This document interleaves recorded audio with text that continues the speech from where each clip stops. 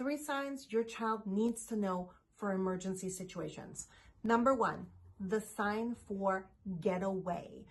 In an emergency situation, when you're with your child, there may come a time when you actually want your child to run away. We don't want to use a sign we would use for any other situation. We're not going to sign run. We're not going to sign go. And if we're with somebody who is a dangerous person, they may actually see the sign for go and understand what you're signing. Instead, you're going to sign escape or evacuate. Your non-dominant hand is an open 5, palm down.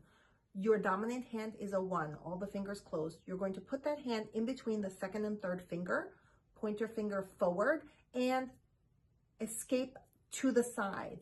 You're going to play this game with your child at home to teach them that when you sign this, it's something serious, and they need to run away to a safe person.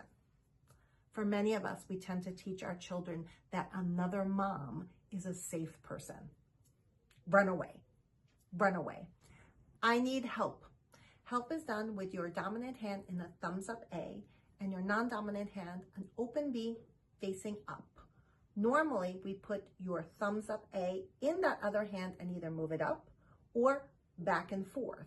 This is the sign for help. You need to teach your child that in an emergency, if they need someone to step in, they should be hitting these hands against each other. This is like yelling, help, help, help, help, help. The 3rd sign is the sign for pain. This is useful when you're with your child and your child is in distress, is crying, and cannot calm down to communicate verbally. They need to be able to tell you that pain is happening.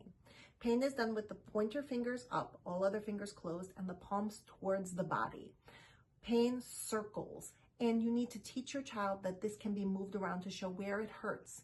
Pain, pain, pain. This is going to help you help your child during an emergency.